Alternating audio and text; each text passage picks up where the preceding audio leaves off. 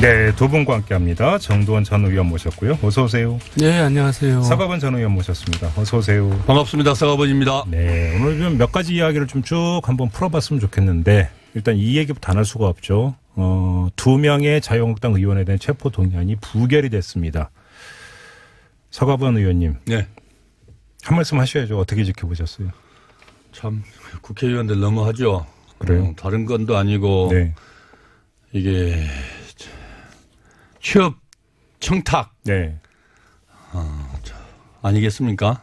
홍문정 의원은 또 예. 다른 건이고요. 예, 홍문정 의원은 또 횡령 뭐 이런 거. 횡령 뭐 비리 관련된 건데 어쨌든 이 건은 아무리 우리가 헌법에 네. 그 무죄 추정의 원칙에 의해서 불구속 수사가 원칙이라고 하지만은 국회의원들이 해서는 안 될 일들을 네. 한 것이고 일반 우리 국민들의 정서에 네. 도대체 와닿지 않는 거거든요. 도저히 이해할 수 없는 것들인데 정말 여야를 떠나서 네. 이거는 국민 눈높이에 안 맞고 제 식구 챙기기다. 그 이상 그 이하도 아니다. 아니 주어를 여야 가리지 않고 국회의원들로 하지 말고 네. 민주당 국회의원으로 주어를 바꾸겠습니다. 정신 못 차렸죠. 집권 여당 의원들이 네. 왜 그랬다고 생각하세요? 동종 방심한 거죠. 방심. 방심했다? 이게 이제 같은 그 업계 동료도 이제 한 사람 한 사람 전화 많이 받았을 거거든요. 그러게요. 여기서 그러면은 이게 갖고 있는 이 국민적 의미, 또 정치적 의미, 네. 이거에 대해서 깊게 고민하지 않고 네. 어차피 야당에서는 부결을 할 거니까. 어차피 여기 네, 부결될 내 한 표 테니까. 간들 이게 뭐 동의안이 그 처리될 것 아니고 네. 부결될 건데 내 한 표 내가 반대표 던진다고 해서 뭐가 잘못되겠냐 큰일 나겠냐 대단히 참 무책임한 여당 의원들이라고 봅니다. 여의도에서는 또 이런 시각이 있어요. 여당도 이제 친문 비문이 있는데 네. 비문에서 이제 이번에 좀 보이콧으로 좀 한번 한 게 아니냐. 오, 그렇게 해서 우리 그래요? 존재도 무시하지 마라. 뭐 네. 그런 시각도 있더라고요. 근데 어쨌든 여기에 우리들이 있다. 예. 근데 어쨌든 네. 이 국회 체포동의안 때문에 맨날 이제 국회가 방탄국회니 용거 얻어 먹는데 네. 우리가 맨날 화만 낼 게 아니라 분명히 해야 돼요. 어떻게요? 이거는 헌법 사항이기 때문에 이걸 바꾸려면 헌법을 개정해야 돼요. 예. 예, 그러니까 화만 내지 말고 헌법을 개정을 해야지. 이거 법을 바꿔서도 될 일이 아니거든요. 아니 헌법 개정하라고 대통령이 개헌안까지 내는데 안 하니까. 그러니까 저는 딴 거 말고 내일 네. 이것만이라도 개정했으면 좋겠어요. 이 조항만. 개헌 얘기를 좀 이따 할 거예요. 그렇잖아도. 네. 근데 여기서 방심했다 동업자 봐주기에는 다 좋은데 홍문정 의원 체포 동의안에 대한 찬성 그 표하고 염동열 의원 체포 동의안에 대한 찬성 표가 많이 달라요. 그렇지 않습니까? 아까 말씀드렸듯이 예. 홍문정 의원보다는 염동열 의원이 좀 더 친화력이 좋은 것 같아요. 아니요. 잠깐 제가 여기 질문을 드리겠는데 친화력 문제가 아니라 이런 해석이 있어요. 그러니까 홍문정 의원 같은 경우는 이제 그 사학재단을 이용을 해서 뭐 돈을 했다 이건데 염동열 의원은 자기 지역구에 있는 민원을 챙기다 보니까 된 것 아니냐. 그러니까 정상 참작의 여지가 있다. 민주당 일부 의원들이 이렇게 안이하게 판단을 해서 표 행사한 게 아니냐라고 해석이 있는데 제가 묻고 싶은 게 그러면 문재인 대통령이 강원랜드 채용 비리에 대해서 특정을 해서 엄단해야 된다고 이야기한 거는 뭐고 그러면 같은 당 법사위원들이 그 같은 연루 의혹을 받고 있는 권성동 법사위원장 보고 위원장 자리 내놓으라고 한 건 뭐고 뭐가 이렇게 엇박자냐 그러는 거예요. 그래서 제가 아까 드린 말씀이에요. 여당 의원으로서의 그 책무를 망각하고 네. 개인적 연정주의에 네. 그다음에 그 안이함에 정말 경악을 금치 못한다는 얘기죠. 그러니까요. 이게 도대체 예. 이게 우리 국민들이 갖고 있는 불공정, 네. 이 그 불공정과의 이 가장 이 전쟁의 가장 대표적인 것 아니겠습니까? 청년 실업 문제로 그 난리를 치고 있을 때, 네. 결국 여기 연봉 군 1억짜리 직장이에요. 아, 예, 여기에 그렇죠. 예. 그렇습니다. 강원랜드. 예. 여기에 그냥 국회의원들이 자기 주변의 사람들 그 마구잡이로 갖다 집어넣어버린 거거든요. 그게 다 드러나서 심지어 대통령까지도 이게 분명하게 처리하고 엄단해라 그랬는데 국회의원들 그러니까요. 참 한심하죠. 예, 뭐 민주당 얘기가 그럼 정동영 의원께 이 점을 여쭤보겠는데요. 민주당이 이탈표 때문에 이 얘기는 거의 안 나오고 있는데, 그러니까 이 숫자대로라면 지금 자유한국당 의원들은 일사불란하게 반대표를 던졌다라는 거잖아요. 네. 야당 의원들의 이런 행태는 어떻게 평가해야 되는 겁니까? 저는 제가 당사자였거든요. 옛날에. 맞아. 예. 그래서 제 체포동의안도 부결됐는데 네. 그때 또 같이 박주선 의원도 같이 올라왔는데 박주선 의원은 가결됐어요. 근데 이제 기억난다. 예, 근데 저는 이제 무죄가 나왔고 박주선 의원은 그때 선거법 80만 원인가 나왔는데 네. 어쨌든 사안으로 들어가면 또 이제 이게 사람마다 달라질 수가 있어요. 네. 그때 저는 사실 그때 우리 이제 자유한국당 여당 시절에 야당에서 다 저 반대표를 던져줬어요. 저는 전화 한 통 한 적이 없는데 야당 의원들이 싹 전화해가지고 정도는 살려야 된다. 제가 얘기하기가 좀 이상하지만은 그래가지고 부결시켰는데 그때 이제 제가 탄압받는 이제 그런 상황이라고 이제 인식을 했던 거죠. 그러니까 이제 그렇게 진짜 이 제도가 왜 생겼냐면 옛날 독재 정권 시절에 정부 이제 권력자가 국회의원들이 입을 막으려고 네. 이제 그렇게 이제 함부로 막 잡아가고 이런 걸 막기 위해서 만든 제도거든요. 근데 그렇죠. 아직도 그런 사례가 가끔 생겨가지고 네. 사실 그런 부결되는 경우도 간혹 있어요. 우리 정두원 선배 그거는 아까 말씀드렸듯이 사실 당시의 여당 네. 새누리당이지만은 이명박 대통령으로 탄압받았다는 네. 그런 것들에 대해서 야당 의원들이 인식을 같이 했거든요. 문제는 이게 뭐 당을 분리해서 생각하자는 게 아니고 예. 제가 국회의원 있으면서 더구나 원내 수석하고 이 원내에 그때도 이 전략 짜고 이래 하면 협상하고 하면서 느끼는 건데 네. 분명히 이제 자유한국당이 과거 전신 새누리당 네. 다수당이거든요. 과반수 이상을 점했습니다. 그런데도 불구하고 이런 건이 나오면은 비교적 네. 거의 네. 자유한국당 쪽은 엄격합니다. 안 봐줘요, 야당. 절대로. 그래요? 반대로. 네. 민주당은 우리가 열린우당 시절에도 압도적 그 과반수를 점했어도 그때 박창달 의원 지금 같은 비슷한 그 언정적 분위기가 있었어요. 네. 집권 초에 네. 부결시켜버렸습니다. 그로 인해서 사실 그 뒤에 이 후유증이 보통이 아니었거든요. 그러니까 자유한국당은 그런 측면에서 보면은 예.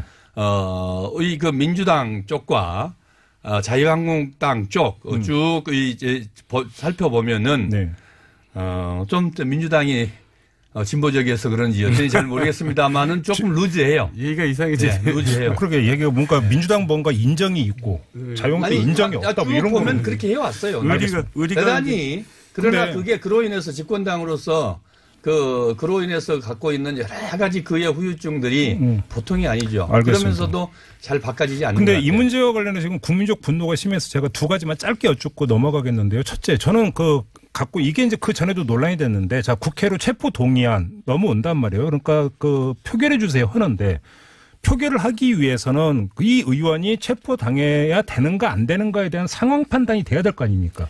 그래야 찬반 입장을 정할 텐데, 근데 문제는 그런 그 판단의 근거가 충분히 제시가 되고 있느냐의 문제가 있잖아요. 그게 문제입니다. 그래서 그러니까 사실 어려운 문제인데 예를 들어서 저 같은 경우는 나는 저 영장 실질심사를 내 발로 가서 받겠다고 했어요. 네. 근데 자기 발로 가서 받을 수 있는 방법이 없어요. 국회에서 표결을 해줘야지.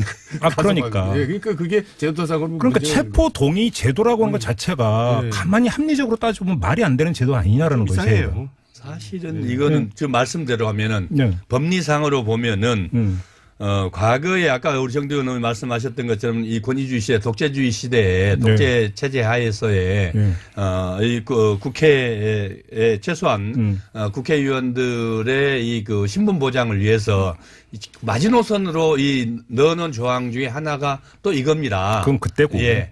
그런데 지금에 와서 보니까 이게 안 맞는 옷이죠. 그렇죠. 사실은. 또 한 가지는 어제 저희가 손혜원 의원하고 인터뷰하면서 이야기를 했기 때문에 짧게만 여쭤보겠는데요. 정두원 의원님.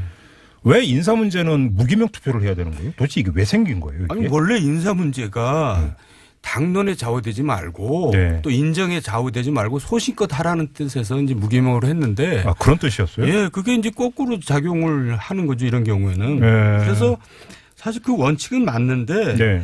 이게 헌법 개정이 안 될 거면은 그냥 이것만이라도 무기명으로 좀 했으면 좋겠어요. 그러니까 이건 국회법 바꾸면 되는 거잖아요. 그건 국회법 바꾸면 됩니다. 그러니까 아니, 그러니까 논리적으로 생각할 때 국회의원은 국민의 그 대의기관이죠. 대리기관이니까 국민을 대리해서 내가 어떻게 했는지 국민이 다 알아야 되는 거잖아요. 근데 무기명 투표를 하면 모르는 거잖아요.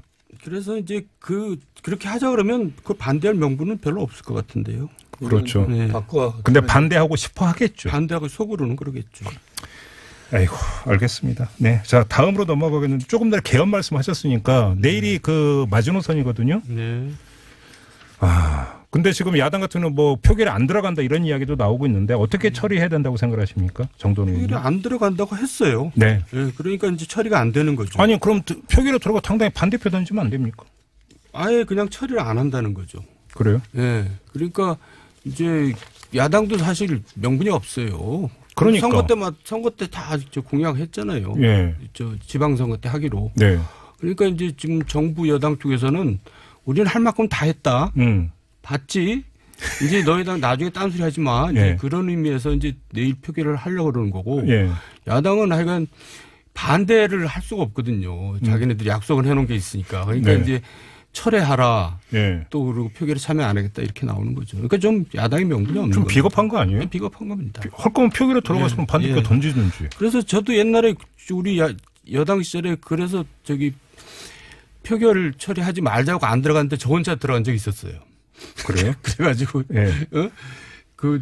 되게 당에서 이제 저를 욕을 많이 먹었죠. 무슨 욕을 엄청 아니, 들었겠네. 그때 그거 헌법에 처리를 하도록 돼 있는 거거든요. 왜냐하면 박근혜 대통령 시절에 이제 법안을 거부권을 행사를 한 게 넘어왔어요. 그럼 국회에서 다시 처리해야 되잖아요. 예. 근데 그걸 처리를 안 하면 그 헌법 위반이에요. 그래서 나는 그걸 처리를 왜 안 하냐. 네. 정정당당하게 처리를 하지. 근데 당에서는 이제 불안해가지고 또 거기서 뭐 표가 이탈될까봐 예. 전부 못 들어간다 이제 이렇게 된 거예요. 그래서 저 혼자 들어가서 표결한 적이 있어요. 그러면 만약에 야당이 표결에 불참하면 그 의결 정족수 미달로 그냥 끝나는 거가 되는 겁니까? 처리가 안 돼요.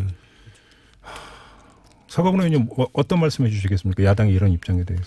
그러니까 결국은 국민적 요구였고 대통령 선거 때 모든 후보들의 공약상 아니었습니까? 네. 그다음에 지금의 이 87년 체제 이 헌법이 개정돼야 된다라는 것은 우리 국민적 합의 사항이나 다름없을 정도로 네. 이 강력한 요구 아닙니까? 예. 그다음에 뭐 이 곳곳에 우리 사회에 이 헌법이 개정하지 않으면 안 되는 새로운 시대, 새 시대 맞게 새로운 헌법을 가져야 되겠다는 예. 그런 그 국민적 열망과 요구를 깡그리 무시하고 있는 거죠. 네. 사실 준비도 안 했어요. 그리고 와서 이게 진짜 헌법에 입법기관인 국회에서 네. 헌법까지도 지금 무시하고 가는 거거든요. 진짜 국민들로부터 지탄뿐만이 아니고 심판의 대상들입니다. 그래요. 아무튼 그러면 청와대 같은 경우는 철회를 안 하고 헌법이 규정한 절차에 따라서 끝까지 다 한다라고 하는 청와대 이런 태도는 어찌 보면 헌법이 규정한 절차에 따라서 당연히 해야 되는 것이다 이렇게 평가하십니까? 당연히 하는 거기도 하고 또 정치적인 의미도 사실 있습니다. 어떤 점에서? 이제 이거 개헌 반대한 이제 그 잘못된 당들 아니냐라는 네. 이제 이미지를 심어주는 거죠 국민들한테. 예. 이제 지방선거 앞두고 또 이제 그런 이제 정치적인 계산도 하는 거죠. 문 대통령은 이런 측면에서 대단히 원칙적입니다. 네. 또 특히나 이게 정치적 정파적 이해관계보다는 국민적 요구 또 절대 이 개헌의 이 필요성들에 대한 예. 그 원칙에 충실하자. 그리고 다시 한 번 더 국민들에게 네. 또 국회에 강력하게 호소하는 역설적이게도 네. 계속 처리하겠다고 하는 게 그런 이 강력한 역설적 표현이라고 봅니다. 그래요. 예. 예. 그럼 이제 개헌은 끝나는 겁니까 내일부로? 네, 끝나는 겁니다. 근데 저번에 왜냐하면은 예. 야당에서 들어가지 않아서 결국 지금 야당 쪽에서는 이 자동 폐기됐다라고 얘기하는데 네. 우리 헌법 51조의 회기 계속의 원칙에 따라 그 조항에 따르면은 예. 국회에 제출된 법률안 또는 기타 의안은 회기 중에 의결되지 못한 이유로 폐기되지 아니한다라고 했거든요. 네. 결국 이거는 계속해서 이게 60일 내에 네. 헌법에 그 국회 제출된 이 법률안은 60일 내에 처리해야 된다는 조항에서 내일로서 종료된다라고 주장하는데 그거는 소수설입니다. 헌법학자들 잠깐만 사이에서도. 여기서 논쟁이 있는 예. 겁니까? 이게 처리된 걸로 보느냐 아니냐? 그렇죠. 그렇는데 예. 그건 소수설이고 다수설은 예. 국회 계속 계류된다라가 다수설이고 예. 근데 또 실제로 그 근거가 우리 헌법 51조에 명시돼 있다는 거죠. 근데 시한은 넘기는 거잖아요. 60일 이내에 처리한다라고. 처리 안 됐기 때문에 그냥 그 펜딩 되는 겁니다. 아, 그대로 예. 지금 이 해석에 대해서 정도는 어떻게 생각하세요? 아니 처음 듣는 건데 저는 잘 모르겠어요. 예, 이게 그래서 저는 자신 있게 대답을 못하겠어요. 헌법에 이제 헌법 조항을 해석하는 데 학자들마다 약간의 다양한 견해가 있거든요. 네. 그런데 다수설이 계류된다고 소수설이 폐기된다는 건데 통상 그래서 그 실제로 이 51조 그래서 51조 회기 계속의 원칙이 네. 그렇게 명시하고 있거든요. 그래서 이거는 계속해서 지금 그 진행이 되고 있고 언제든지 다시 또 처리할 수도 있습니다. 지금 갑자기 이 생각 퍼뜩 드는데 정치권은 사회적 논쟁을 해결하는 기관이어야 되는데 사회적 논쟁을 만들어내고 있네요. 그래서 지금. 우리 국민들 걱정을 끼치고 있는 거죠. 그렇게 되네요. 예. 이것도 그러니까 그러면 이제 그러니까 의결 정적수 미달로 표결이 그러니까 안 되는 경우에 이걸 과연 그러면 부결이라고는 처리로 볼 수 있는 거냐 아니냐. 이게 또 해석의 문제가 이제 또 뿐만 아니고 걸린다. 지금 왜냐하면 이게 60일 조항이 걸려 있기 때문에 이제 그러니까요. 그런 논란이 있을 수 있습니다. 그래서 그 해석들을 학자들 따라서 달리 그 해석하는데 예. 아까 말씀드렸듯이 계속된다가 다수설이라는 거죠. 근데 이제 저는 이게 개헌이 끝났느냐 안 끝났느냐라는 질문은 그 원래는 그런 뜻이 아니고 그 우원식 원내대표 시절에 저희하고 인터뷰할 때 제가 그걸 여쭤봤거든요. 그러면 2020년 총선 때 동시투표 가능성은 열려 있느냐 했더니 열려 있다고 이야기를 하던데요. 그게 그 제 뜻입니다. 2차 시도가 이루어질 가능성은 어떻게 보세요? 2차 시도가 아니고 결국은 청와대 대통령의 아마 생각도 저는 같을 거라고 봐요. 그래요? 결국 여기서 헌법 개정을 여기서 종료할 게 아니고 지금 이제 당장은 이 선거 끝나고 나서 뭐 정치적으로 또는 이 문제가 좀 더 조용해지겠지만은 네. 결국 총선 전에 다시 한 번 더 총선과 연대해서 네. 개헌을 그 개헌 문제를 그 제기해야 하고 네. 또 개헌을 같이 동시선거로 해야 된다. 네. 홍준표 대표도 총선이 아니고 총선 이 지자체선거 끝나고 나서 언제까지 하겠다. 근데 약속했습니다만은. 근데 여기서 맹점이 지금까지 청와대 같은 경우도 개헌을 추진해 오면서 선거제도 개편과 세트로 이야기를 해왔잖아요. 네. 근데 2002년 총선 때 동시투표를 한다면 선거제도 개편은 못 하는 거잖아요. 어차피 그때는. 네. 총선 때 동시투표 간다면. 선거제도 개편은 그렇잖아요. 그건 헌법 사항이 아니고 선거법 관련된 사안이거든요. 아, 물론 그렇긴 예. 한데 예. 왜냐하면 이게 이제 계속 세트로 추진을 해왔기 때문에 드리는 질문이란 말이에요. 그래서 사실상 물 건너간 거예요. 그렇게 보세요. 예, 그리고 이제 총선 때 되면 이미 대선도 가까우니까 대선 주자들도 이제 정해지니까 예. 이제 거기서 이제 어렵다? 예, 개헌한 얘기가 이제 나오기가 어렵죠. 저는 결국은 현역 대통령의 의지가 대단히 중요하다고 생각하거든요. 이때는 네. 대통령들이 결국은 레임덕을 걱정해서 네. 이 헌법 논의를 되는 것을 다 원하지 않았거든요. 네. 그런데 문재인 대통령은 국민적 요구에 따른 약속의 이행, 또 시대적 소명, 네. 이런 거에 따라서 이 헌법 개정 사안에 대해서는 분명하게 네. 입장을 가지고 임기 내에 개헌을 하겠다라는 그 열망을 반드시 실현하고자 할 겁니다. 알겠습니다. 아무튼 내일이 이제 마지막 날인데 마지막 날 그 풍경 한번 저희가 지켜보고요. 뭔가 저희가 지금 청와대의 또 입장이 제일 궁금한 거 아니겠습니까? 예. 저희 내일 방송 좀 귀 기울여 주시기 부탁을 드리고요. 주제를 좀 바꿔보겠습니다. 저희가 이제 계속 이제 그 6.13 지방선거는 짚어왔는데 지방선거에 어떻게 될 거냐 이런 얘기가 아니라 지방선거 이후 시나리오 얘기가 벌써 나오더라고요. 정계 개편설 이야기가 벌써 나오던데 이게 어떻게 된 얘기입니까, 의원님? 네, 저는 그렇게 될 거라고 저는 예상을. 그럼 그림을 좀 그려주세요. 어떻게 이루어지는 건데? 왜냐하면 지금 소위 이제 야당 지도자라는 사람들이 네. 이 역할이 다 끝나요. 네. 구체적으로 얘기를 하면 안철수 역할도 끝난 거고 유승민 역할도 끝난 거고 홍준표 역할도 끝난 거고 다 집으로 가야 되니까. 이제 총선을 앞두고 이제 국회의원들이 이거 이제 내가 살려면 이대로 가서는 안 되겠구나라는 걸 이제 몸으로 이제 느끼거든요. 절실하게, 절박하게. 네. 그러니까 이제 꿈틀꿈틀하면서 이합 집산이 시작되겠죠. 이합 집산이. 그럼 이합 집산의 범위가 어디까지라고 보세요? 그러니까 또 필요성도 있어요. 여당의 입장에서도 지금 어쨌든 여서야대잖아요. 잠깐만요. 그러면 지금 의원님 그리시는 건 민주당과 민주평화당의 통합. 뭐 그쪽으로 이제 또 그림을 그리시는 거고. 가고. 야권은. 그러니까 당 대 당의 이제 움직임이 아니라 이제 제3의 당으로서 이렇게 이합 집산을 하게 될 거로 보여져요. 그러니까 뭐 예를 들어서 자유한국당하고 바른미래당하고 무슨 합친다 이런 게 아니고 제3의 지대를 만들어서 그쪽으로 올 사람은 와라. 뭐 이제 이렇게 해서 가고 나머지 또 여당으로 가고. 잠깐만요. 그래서 저는 양당 체제로 다시 돌아갈 거로 보는데요. 그게 제3정당이 했던 게 국민의당이고 이랬던 거 아닙니까? 네. 그것하고는 좀 다른 게 과거 민주당 17대인가요?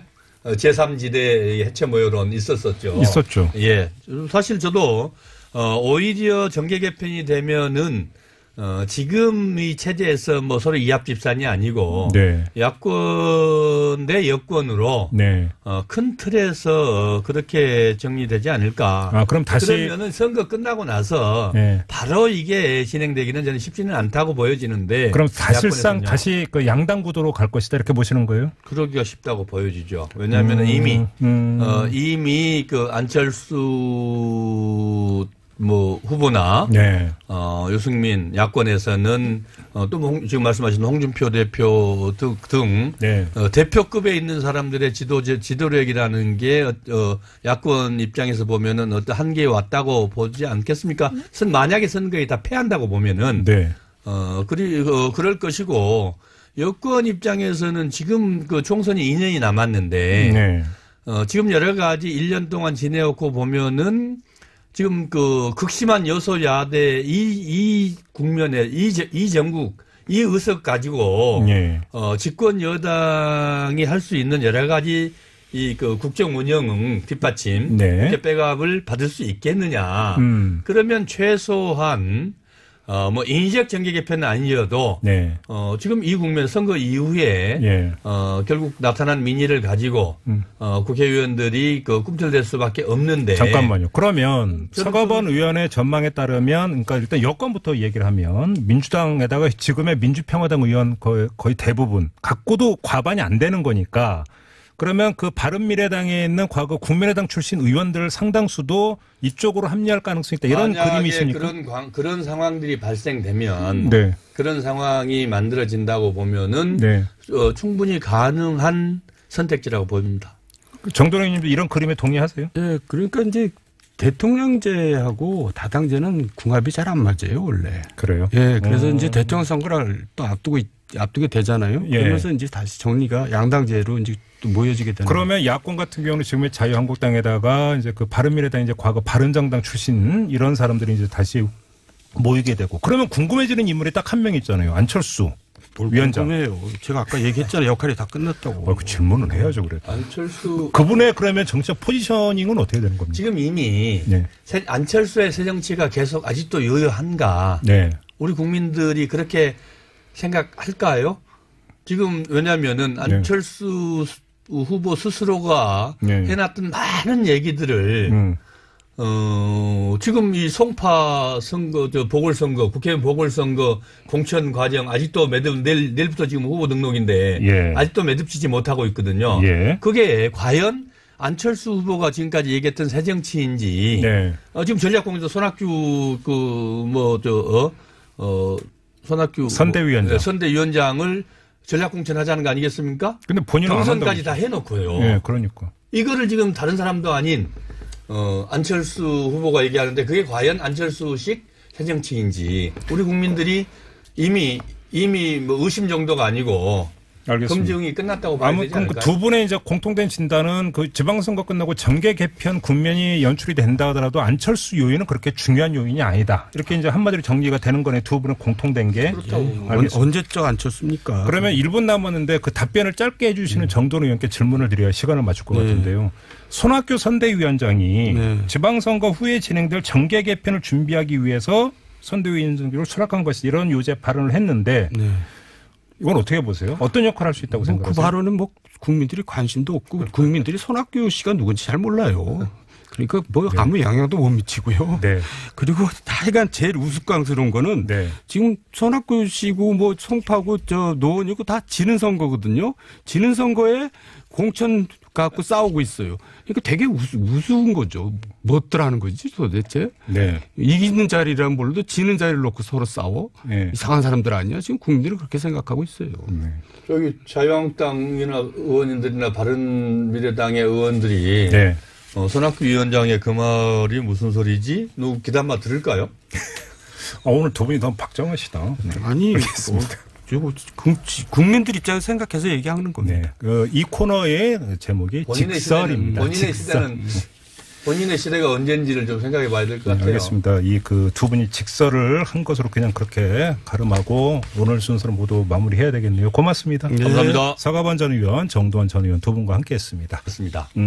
그로 인해서 사실 그 뒤에 이 후유증이 보통이 아니었거든요. 그러니까 자유한국당은 그런 측면에서 보면은 이 그 민주당 쪽과 자유한국당 쪽 쭉 이제 살펴보면은 좀 민주당이 진보적이어서 그런지 여전히 잘 모르겠습니다만은 조금 루즈해요. 얘기가 이상해지네요. 루즈해요. 그러게 얘기가 뭔가 민주당 뭔가 인정이 있고 자유한국당 인정이 없다 뭐 이런 보면 그렇게 해왔어요.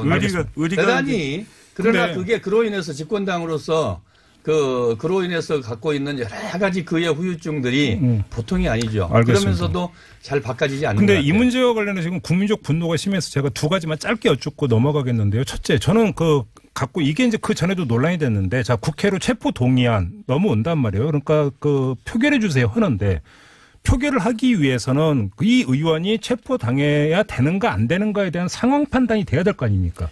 그래야 찬반 입장을 정할 텐데.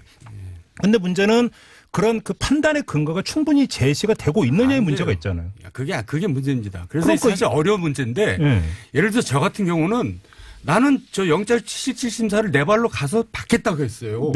근데 자기 발로 가서 받을 수 있는 방법이 없어요. 국회에서 표결을 해줘야지.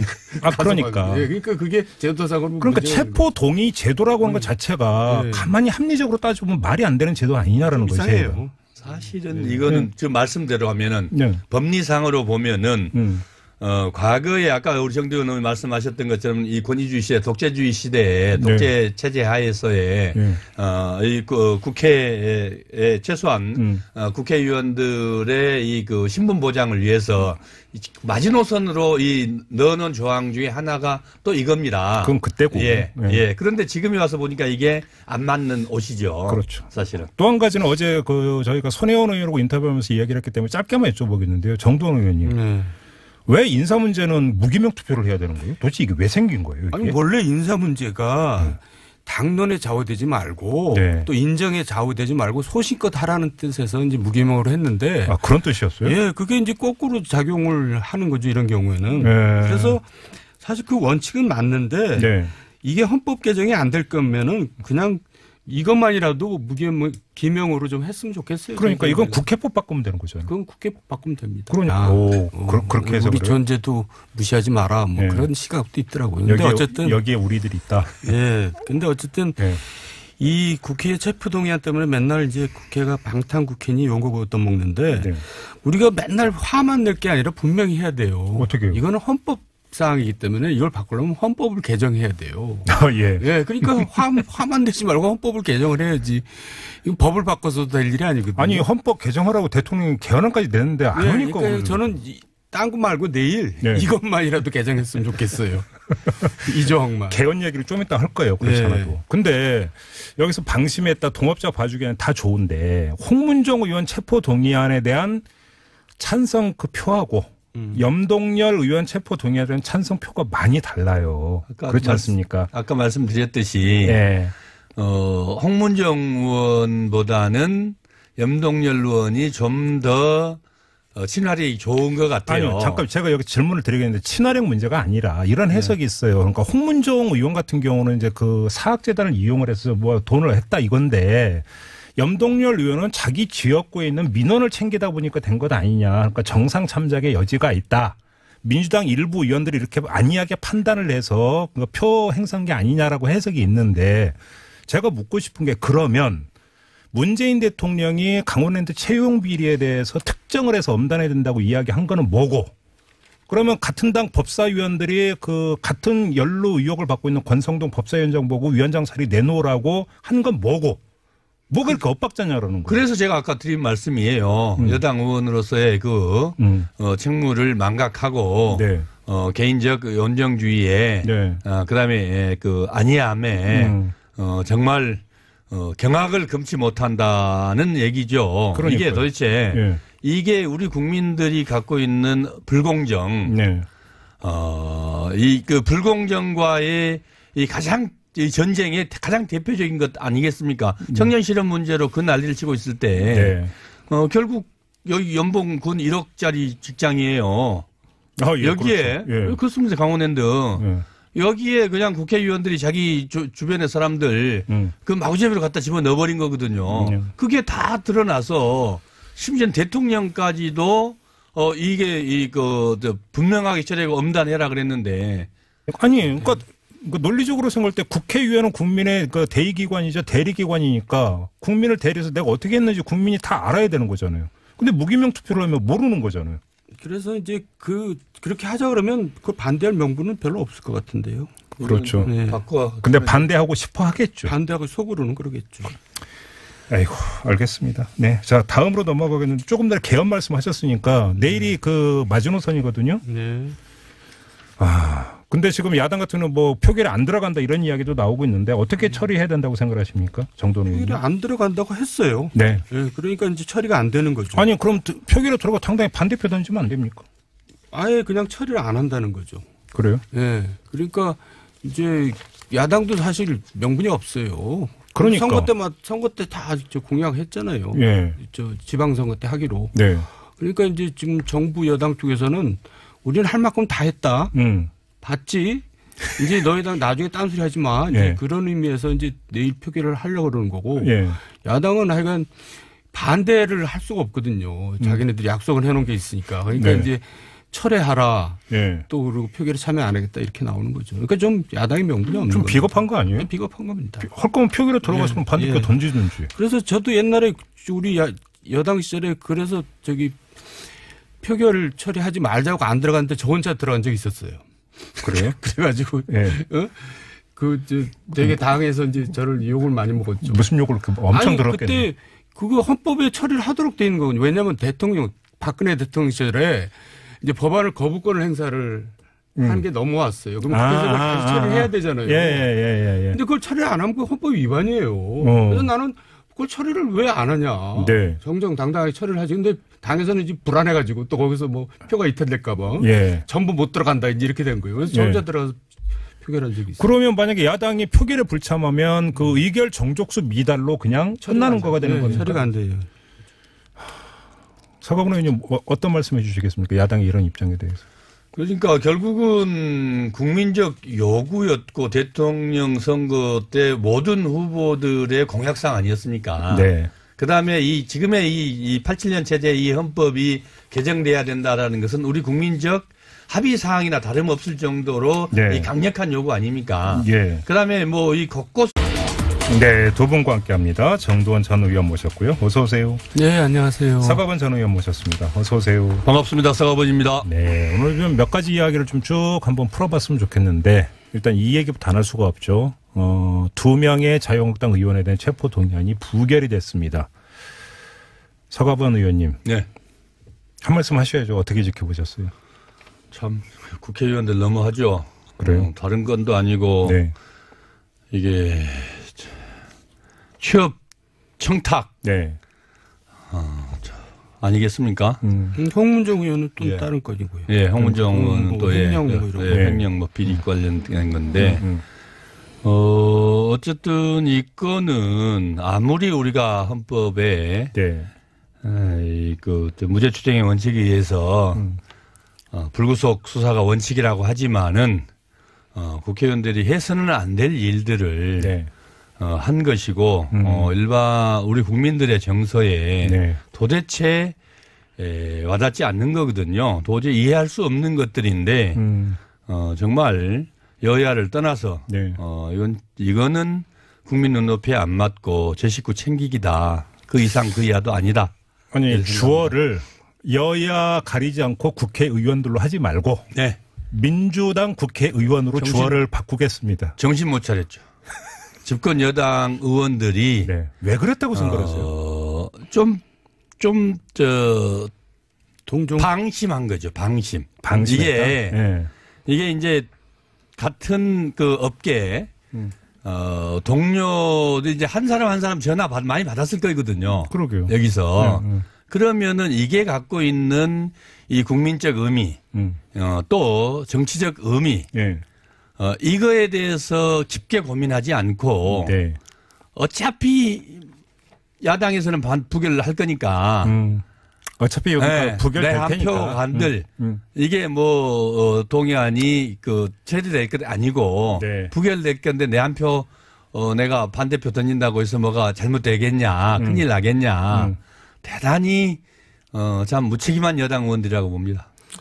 여의도에서는 또 이런 시각이 있어요. 여당도 이제 친문 비문이 있는데 네. 비문에서 이제 이번에 좀 보이콧으로 좀 한번 한 게 아니냐. 국회의원들 그러니까요. 참 한심하죠. 예, 네. 민주당 얘기가 그럼 정동영 의원께 이 점을 여쭤보겠는데요. 민주당이 이탈표 때문에 이 얘기는 거의 안 나오고 있는데, 네. 그러니까 이 숫자대로라면 지금 자유한국당 의원들은 일사불란하게 반대표를 던졌다라는 거잖아요. 네. 야당 의원들의 이런 행태는 어떻게 평가해야 되는 겁니까?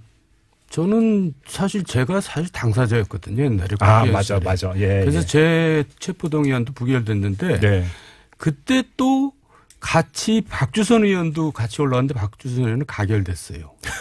근데 이제 기억난다. 예, 근데 저는 이제 무죄가 나왔고 박주선 의원은 그때 선거법 80만 원인가 나왔는데 네.